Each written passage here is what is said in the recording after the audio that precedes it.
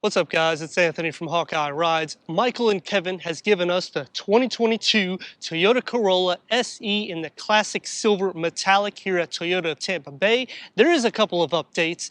Hybrid is going to add new features. You're going to get new colors, the sporty styling, and room for 5, larger infotainment screen. You're going to get standard connectivity, Toyota Safety Sense 2.0.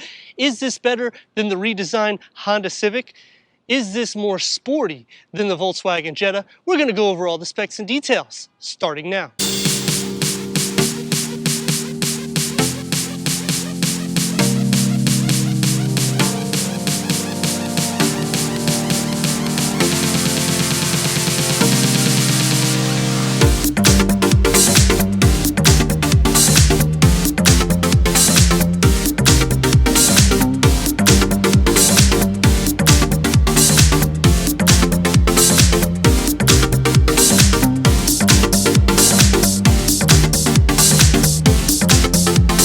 Toyota Corolla starts its styling with the sports mesh grille, and it's in large. It's going to have more like a honeycomb design in the dark gray metallic, so I do like how it just is enormous. It covers the whole front fascia and it carries on into the non-functional vent with your fog lamp assembly, and I like how it's pretty much giving you like a spoiler lip slash splitter in between.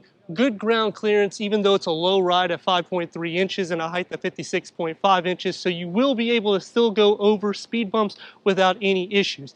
LED headlights with accents and daylight runnings. A short hood that keeps the signature stance and proportions, a width at 70.1 inches. I also like how everything is just rounded off. It does have a really nice sporty flair, except for this area here. It's still nice and round, it's just squared off.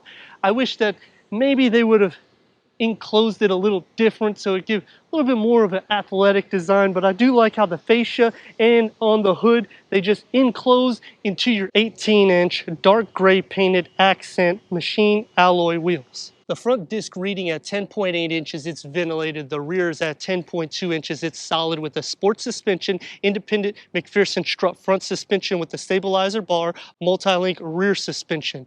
Dark gray metallic sports side rocker panel, which gives that nice sporty element to the side. You're going to get black around all of the window seals, so it keeps that element a length at 182.5 inches and a wheelbase at 106.3 inches.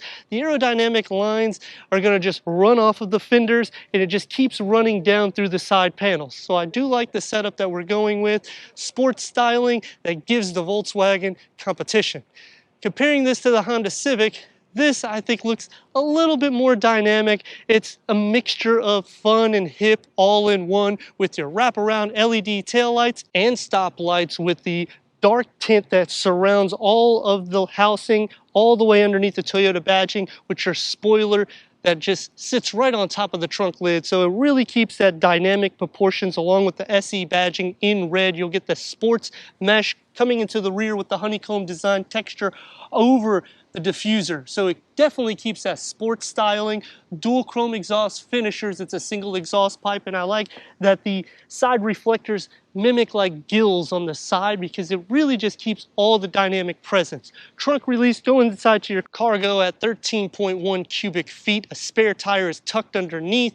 The rear bench split folds at a 60-40 split with an integrated backup camera. The Toyota Corolla styling packs a sport design with performance back with a 2.0 liter 4-cylinder producing 169 horsepower and 151 pound-feet of torque. That's paired to a CVT transmission. Front-wheel drive, they still offer a manual. Curb weight around 3,110 pounds, achieving 31 to 40 mpgs. The 0 to 60 is roughly the same as your Volkswagen Jetta, as your redesigned Honda Civic. So the dynamic speed is going to be kind of between all three of them realistically because they're right at the same speed. So there's really no point to say which is better in that. But the styling cues of the Corolla I think is a little bit more of dynamics than the Honda and the Jetta. Let me know what you think in the comments of the 2022 Toyota Corolla SE as we go into the interior, go over the tech, and take this for our test run. Entering inside the Toyota Corolla,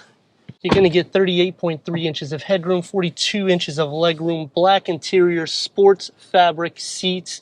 You're going to get the blue contrast stitching, manual adjustment for both the driver and passenger. I do like that the dashboard is a soft touch material, metal look with the gloss black in the center with your audio 8-inch touch screen.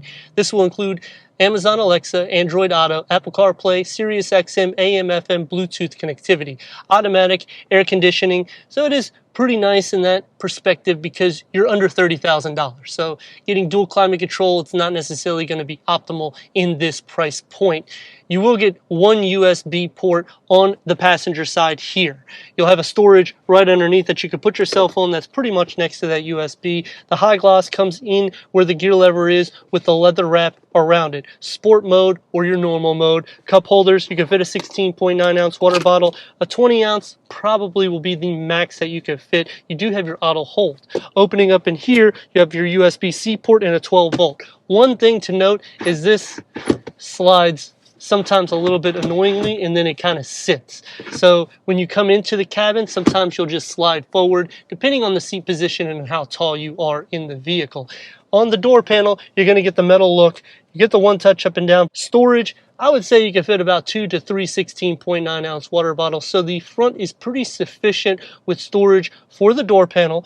3-spoke leather wrap steering wheel with your audio control, Bluetooth connectivity, and cruise control settings with the paddle shifters. The gauge cluster will have a 4.2 MID multi-information display that will go through an array of information of turning on and on different safety features, messages, showing you how fast, your distance, and whatnot of that. So you do have pretty much all of the safety specs that you need and connectivity all built in. The only disadvantage is the key is an actual key. It's not a key fob where you would just push to start. But let's see the back seats. For the back seat, I'm at 37.1 inches of headroom, 34.8 inches of legroom. I do fit pretty snug. The back seat bench sits a couple inches higher than the front as well, so you do feel like you're sitting higher up. You can almost see the actual hood from the rear if you're 6'3". You're going to have a storage tray here, 2 USB-C ports, cup holders. You can fit 16.9 ounce water bottle with no problem, probably a 20 ounce without any issue. It's going to be super soft here because of the fabric material. Door panel is going to be a little bit more firm, but it does have some soft materials. You will be able to fit about 2 16.9 ounce water bottles, so it is pretty efficient for the back seat. The floor is not completely flat. Let's see how I look in the center. Sitting into the center, you sit higher up, and like I already noted, the bench is already a couple inches higher than the front. So head, I'm hitting it on the headliner. Legs, I'm hitting it on the back of the front seats in the position that I'd be sitting. I will definitely be sharing leg space and arm space or shoulder space with the 2 occupants next to me, so it's going to be pretty tight for anyone over 6 foot tall if you're fitting 3 in the back. Comparing this to the Volkswagen Jetta, I will say it's about the same, give or take, except for headroom. Like I showed you, hit my head on the side of the headliner. If you're comparing it to the Honda Civic, I will definitely say that that one seems to have a little bit more space because of the way you sit.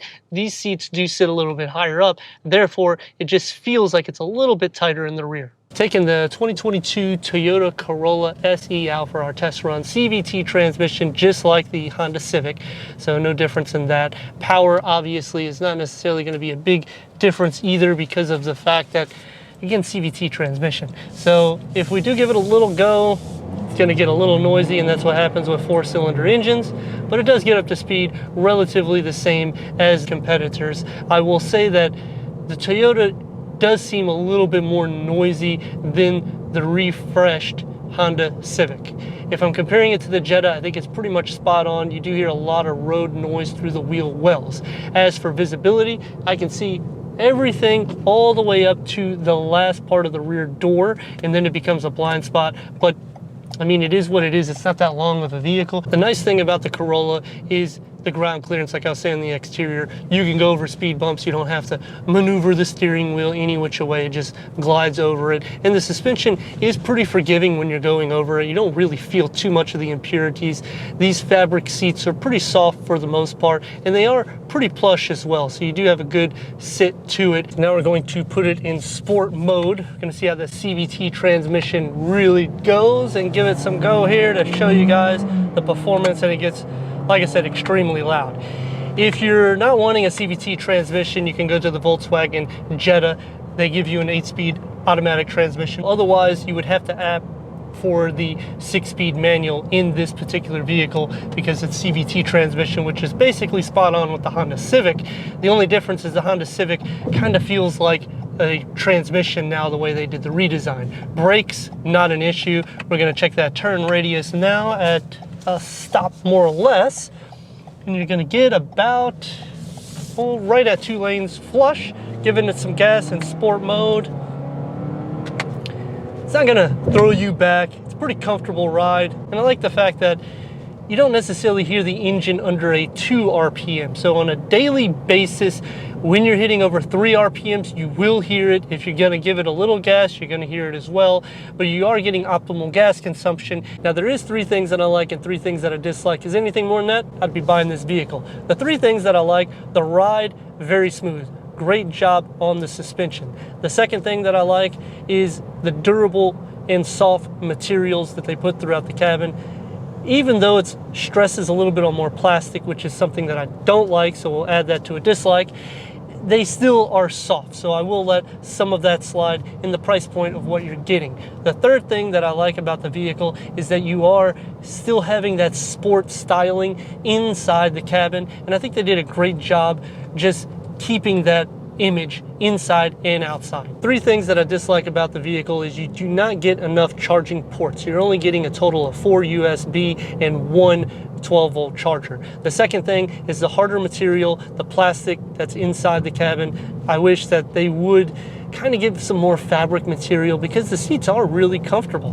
The third thing that I dislike about the vehicle is they really stress the importance that you need to use Apple CarPlay or Android Auto in order to get your navigation, and they're doing it with a lot of brands these days. It's just whenever you're getting in the $25,000 to $30,000 price point, I would like to see navigation, or where it's just a little bit more in the infotainment screen than just a plain audio sound system. But for the most part, the vehicle does have a good appearance to it. You have all the safety capabilities, and you don't really have to worry about too much with maintenance and whatnot of that, because Toyotas are typically a strong vehicle in the longevity. We're going to take this back to Toyota Tampa Bay, go over the reverse camera, and wrap this review up. Switching to reverse, you do have the lines. It doesn't move. You do have a tow line as well. It is a large screen, so it does make it pretty easy for your reversing. I'd like to thank Michael and Kevin here at Toyota Tampa Bay for giving us this 2022 Toyota Corolla SE for our car review. If you're already a subscriber, thank you for being part of the Hawkeye community. If not, click that subscribe button, check out the details, the merchandise, and everything we do here at Hawkeye Rides.